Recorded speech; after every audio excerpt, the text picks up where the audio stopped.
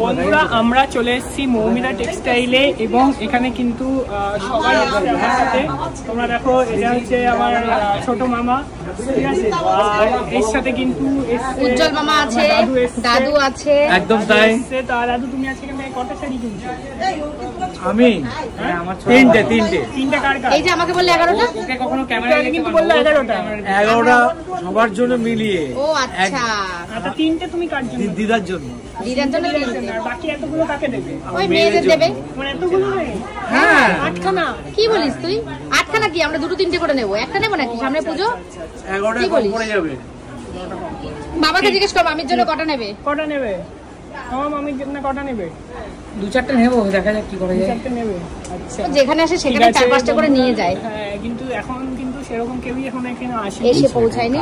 চলো আচ্ছা দাদু ভাই একটা কথা বলি, তোর মনের মানুষের জন্য কটা নেবে? এই রে, কি কথাবার্তা বলে? এই রে, মনের এমন প্রশ্ন তুমি মায়ের কাছে জিজ্ঞেস করো, ও কি সেই উত্তর দিতে পারে? কে বললো মা ক্যামেরার পিছনে আছে? এই তো ক্যামেরা, তো ক্যামেরা ম্যান রয়েছে, মা নেই তো। ওই তো মাই তো ক্যামেরা। এখন মা নেই, মনের মানুষের জন্য কটা নিবি সেটা বলেন। এই কি এই সমস্ত কি করছিস বন্ধুরা? আমি ঠিক বললাম না? কি মনের মানুষ হওয়াটা কি বেকার?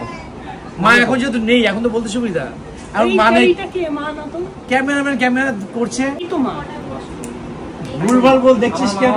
ক্যামেরাম্যান এখন চশমা পড়াটা চেঞ্জ করতে হবে ভাই, চশমার পড়াটা বন্ধুরা চেঞ্জ করতে হবে। যার জন্য বলছে কি সমস্ত কথা যে আমি কার জন্য নেব? আরে চশমা পরে দেখতে হবে, একটা ঠিক করে চশমা খুলেও দেখলে এটা তো মাই। কি ভুলভাল বলছে, মাথা খারাপ হয়েছে। এই দোকানে এসে এত শাড়ি দেখেছে না, পাগল হয়ে গেছে, সত্যি করে পাগল হয়ে গেছে একেবারে। আমি শাড়ি দেখে পাগল হয়ে যাব। ওই মনের মানুষের জন্য নিবি বলে। দেখেছো কি প্রশ্ন?